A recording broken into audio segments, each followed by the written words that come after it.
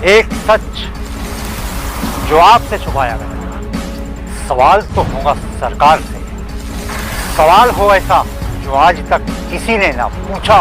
मजलूमों की आवाज आपका अपना रियल।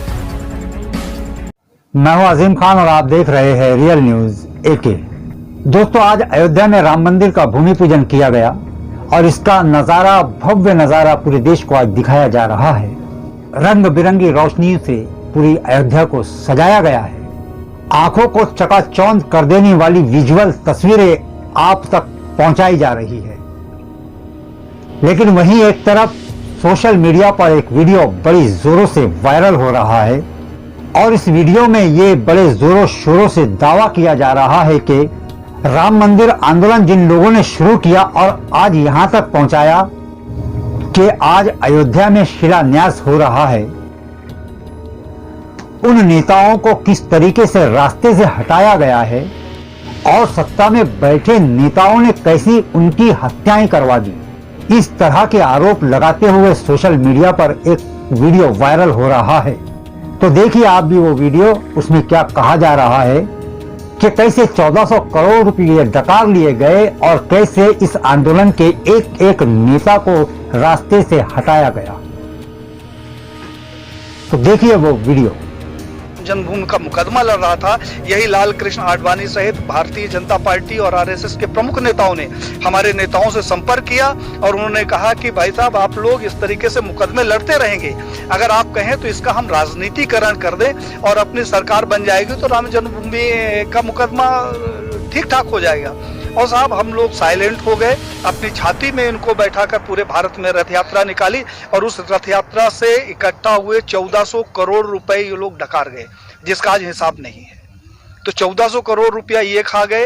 हिंदुत्व के नाम पर जो भी प्रखर नेता आगे आता है, कहने के लिए थोड़ा सा बुरी बात है लेकिन कहना जरूरी है, अशोक सिंघल जी को मैंने पत्र लिखा। हमने कहा 1400 करोड़ रुपया जो राम जन्मभूमि का इकट्ठा हुआ कहाँ गया। अशोक सिंघल जी से हमारा बड़ा आत्मिक लगाव था। उन्होंने उसका जवाब दिया और मुझे फोन किया कि पांडे साहब, मैं अयोध्या जा रहा हूँ, आप आ जाओ, आपसे कुछ बात करना है। मैं जब अयोध्या गया तो एक गले में वो पीला टॉवल रखते थे, उन्होंने जो शिला रखी हुई थी उसकी धूल झाड़नी शुरू कर दी। हमने कहा कि ये क्या कर रहे हो। बोला, पांडे जी, मेरा अंतिम सपना है कि किसी तरीके से मेरे जिंदा रहते ये मंदिर का निर्माण हो जाए। साहब, उन्होंने हमारी उनकी काफी गंभीर चर्चा हुई। उन्होंने कहा, पांडे जी, अभी नहीं तो कभी नहीं। तो हमने कहा, क्या करोगे, आप लड़ तो सकते नहीं। बोले कि अब मोदी है और लड़ूंगा भी और विरोध भी करूंगा।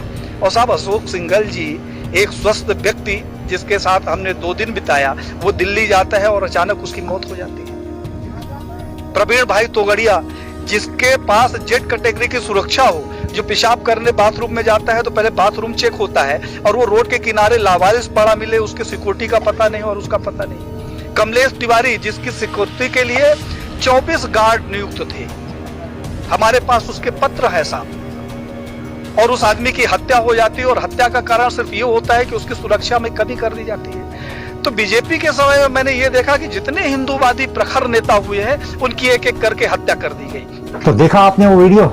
इसमें प्रवीण तोगड़िया को लेकर के जो दावा किया गया है वो बिल्कुल सही है, क्योंकि सन 2018 में बेहोशी की हालत में प्रवीण तोगड़िया रास्ते के किनारे पर मिले थे और वहीं कमलेश तिवारी, जिसके पास दर्जनों सुरक्षा कर्मी थे, उसी के घर में घुस करके उसे मौत के घाट उतार दिया गया। दावा तो ये भी सही है। सवाल ये भी पूछा जा रहा है कि जो रथ यात्रा निकाली गई थी और जिसके जरिए 1400 करोड़ रुपया जमा किया गया था, वो 1400 करोड़ रुपया बीजेपी और आरएसएस ने कहां खर्चा किया और कैसे खर्च किया। आज अयोध्या से पूरे देश में राम मंदिर भूमि पूजन के नजारे दिखाए जा रहे हैं। वहीं अयोध्या में आज मंदिर बनने जा रहा है, उसकी स्थापना होने जा रही है और बहुत लोगों की उसमें आस्था है। जिस धर्म को हम मानते हैं उसके प्रति आस्था होनी भी चाहिए। जो लोग राम मंदिर में आस्था रखते हैं वो जरूर रखिए, ये आपका धार्मिक अधिकार है। लेकिन ये भी ध्यान में रखिए कि आज हमारे देश में कोरोना वायरस के मरीजों का आंकड़ा 19 लाख के पास पहुंच चुका है और देश में अब तक 40,000 मौतें हो चुकी है। आज देश के 10 करोड़ परिवार अपनी नौकरियां गंवा बैठे हैं और ऐसे भयानक समय में सरकार ने उत्सव मनाने को अपनी प्राथमिकता दी है और वहीं दूसरी तरफ लोग कोरोना वायरस की चपेट में आते चले जा रहे हैं। भारतीय जनता पार्टी के ही कई बड़े बड़े नेता कोरोना पॉजिटिव हो चुके हैं, कोरोना की चपेट में आ चुके हैं। उत्तर प्रदेश की एक मंत्री बीजेपी की कोरोना वायरस के कारण मर चुकी है, उनकी मौत हो चुकी है, मृत्यु हो चुकी है।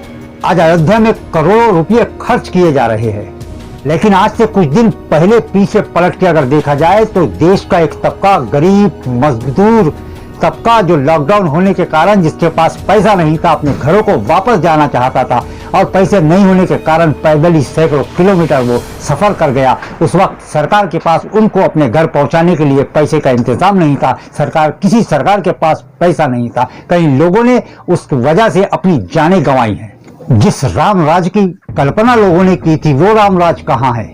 यहाँ तो हर जगह भेदभाव नजर आता है, ऊंच नीच नजर आती है। हर बड़ी जाति का व्यक्ति छोटी जाति के व्यक्ति को अपने पैरों तले दबा के रखना चाहता है। बेगुनाहों को सरे राह मारा जाता है, काटा जाता है। बेटियों की, बहुओं की, औरतों की इज्जत लूटी जाती है।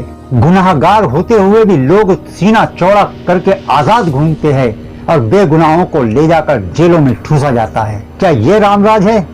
राम जी ने तो कभी किसी छोटे बड़े में फर्क नहीं किया। उन्होंने तो शबरी के हाथों से बेर तलक भी खा लिए। ये वो सवाल है जो आज राम राज्य की कल्पना में हमें भूलने नहीं चाहिए। वो रामराज की स्थापना कब होगी?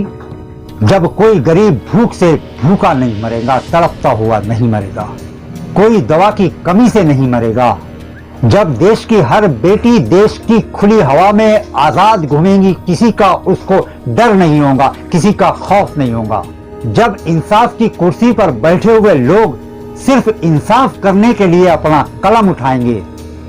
ये एक सच्चाई है और इसे ध्यान में रखना बहुत जरूरी है।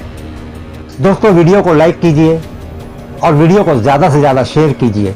और अगर आप हमारे चैनल पर पहली बार आए हैं तो चैनल को सब्सक्राइब कीजिए। और वो लोग जो हमेशा हमारे चैनल को देखते हैं और अगर उन्होंने अब तक चैनल को सब्सक्राइब नहीं किया है तो उनसे भी कहूंगा कि चैनल को सब्सक्राइब कर लीजिए। तो मिलते हैं अगली वीडियो में, तब तक के लिए आदाब, नमस्कार, गुड बाय।